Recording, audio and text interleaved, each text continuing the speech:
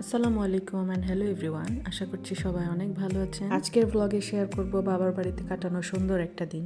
যেদিন বাবার বাড়ি গিয়েছিলাম এর আগের দিন আমরা গিয়েছিলাম মেলাতে যাওয়াটাও হয়েছিল একদম হুটহাট প্ল্যান। ওই দিন মেলা থেকে এসে একদম হুট করে ডিসিশন হয়ে গেল যে বাবার বাড়ি যাবো একদিনের জন্য। সো আমরা ঠিক করেছি যে সবাই মিলে বারবিকিউ করব। মেলায় ঘোরাঘুরি শেষে বাড়িতে এসে বারবিকিউ তৈরির প্রিপারেশন নিতে শুরু করে ফেলেছি, যাতে পরের দিন রিল্যাক্সে থাকতে পারি। এখানে বারবিকিউর জন্য আমি 4টা মুরগি পিস করে কেটে নিয়েছি।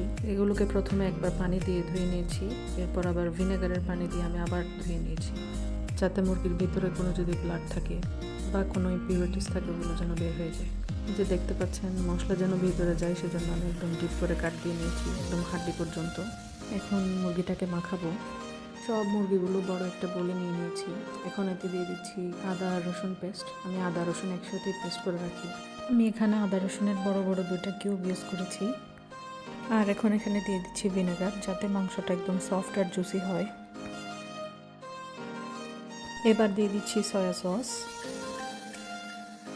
দিচ্ছি হট চিলি সস।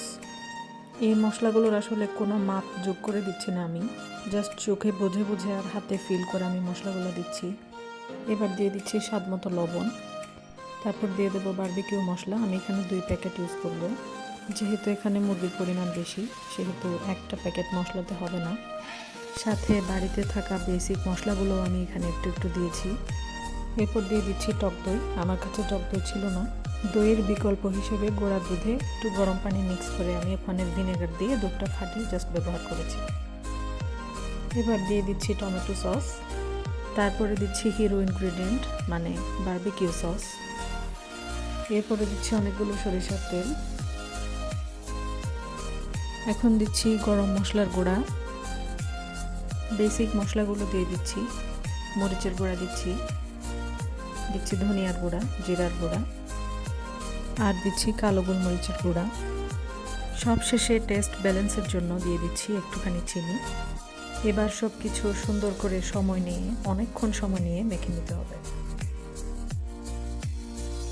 প্রত্যেকটা চিকেনের পিসে আমি ভালো করে মশলা মাখিয়ে নিয়েছি। তারপর চিকেনগুলো আমি সারা রাতের জন্য ডিপ ফ্রিজে রেখে দিয়েছি। তারপর দিন সকাল 11টার দিকে আমরা আমাদের গন্তব্যের দিকে রওনা দিয়েছি। এরপর আমরা বাড়িতে এসে লাঞ্চ সেরে নিয়েছি। তারপর সন্ধ্যায় খেয়েছি আমার বোনের হাতের গরম গরম চা। আমার ছোট বোন কিন্তু অনেক মজার চা বানায়। সাথে আরও ছিল গরম গরম জিলিপি। শীতের সন্ধ্যায় বসে বসে গরম গরম জিলিপি খাওয়ার মজাই আলাদা। জিলিপি খেতে খেতে প্ল্যান করছিলাম বারবিকিউ কোথায় করা যায়। তো আমরা ডিসাইড করলাম যে বাড়ির সামনের ফাঁকা অংশ আছে পাশে, ওখানেই আমরা বারবিকিউ করব। বারবিকিউ চুলা, কয়লা সব কিছু নিয়ে আমরা বের হয়ে গিয়েছি। এখন এই জায়গাটাতে অনেকগুলো পাতা পড়েছিল, জায়গাটা আগে পরিষ্কার করে নিতে হবে। আমি জায়গাটা পরিষ্কার করে নিচ্ছি। এই যে এটা আমার বাবার বাড়ি। এটার বেশিরভাগ অংশে এখন কেউ থাকে না। আমরা চুলার উপর কয়লাগুলো ঢেলে নিয়েছি। এবার এখানে আগুন ধরানোর পালা। সত্যি বলতে আমরা অনেকক্ষণ চেষ্টা করেছি আগুন ধরাতে, কিন্তু পারিনি। পরে আমার হাজব্যান্ড এসে আগুন জ্বালিয়ে দিল। সে না হলে কয়লাও জ্বলতো না আর বারবিকিউ হতো না। আমরা গান শুনতে শুনতে বারবিকিউগুলো রেডি করে নিয়েছি।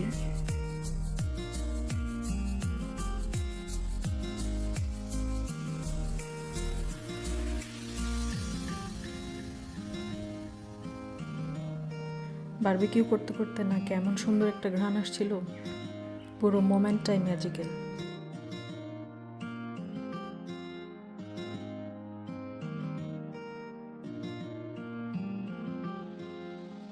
বারবিকিউ মশলার যে ম্যারিনেশন বেঁচে গিয়েছিল সেগুলো একটু সরিষার তেল দিয়ে গ্রেভি করে নিয়েছি। এটাও বারবিকিউর সাথে সার্ভ করা হবে। তো আমাদের সব রেডি করা শেষ। এবার মজা করে খাওয়ার পালা। আমি এখানে সবাইকে সার্ভ করে দিচ্ছিলাম। বারবিকিউগুলো খাওয়ার জন্য আমরা পরোটা নিয়েছিলাম। পরোটাগুলোকেও বারবিকিউ চুলাতে আমি গরম করে নিয়েছি, যাতে পরোটাগুলোতেও স্মোকি ফ্লেভার চলে আসে। আর এই মজার সালাদটা বানিয়েছিল আমার ছোটো বোন। আর এই বারবিকিউর এক্সট্রা গ্রেভিটাও অনেক মজা হয়েছিল। স্পেশালি এই মশলাটা দিয়েই আসলে খেতে বেশি ভালো লাগছিল বারবিকিউটা। আর এখানে আমি আমার ভাইয়ের সাথে দুষ্টুমি করছিলাম। তার কাছে রিভিউ চাচ্ছিলাম বারবার যে কেমন হয়েছে, কারণ আমার ভাই আর আমার ছেলে হচ্ছে অনেক বড় একটা ফ্যান চিকেনের। আমরা সবাই মিলে বসে আমাদের ডিনারটা সেরে নিয়েছি। ডিনারের পর রাতে অনেকক্ষণ গল্প করেছিলাম আমরা। তারপর সকাল সকাল উঠে গিয়েছি। সকালে আমাদের নাস্তায় ছিল হচ্ছে নুডলস, দুধ চা আর হচ্ছে বিস্কিট। নুডলসটাও মাশাআল্লাহ অনেক মজা হয়েছিল। ব্রেকফাস্টের পর আমি আর আমার হাজব্যান্ড একটু বাইরে বের হয়েছি, চারদিকে একটু ঘুরে দেখব। যেহেতু অনেকদিন পর বাড়িতে গিয়েছিলাম, অনেক ভালো লাগছিল, একটু বের হয়ে এদিক সেদিক দেখতে খুবই ভালো লাগছিল।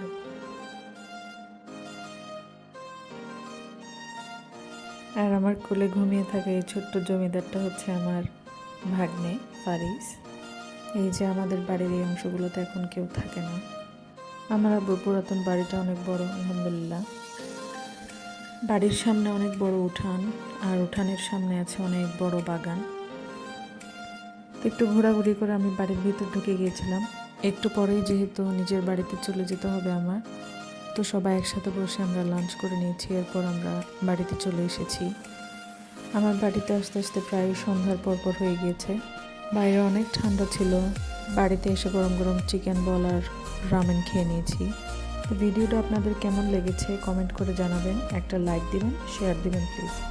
আল্লাহ হাফেজ।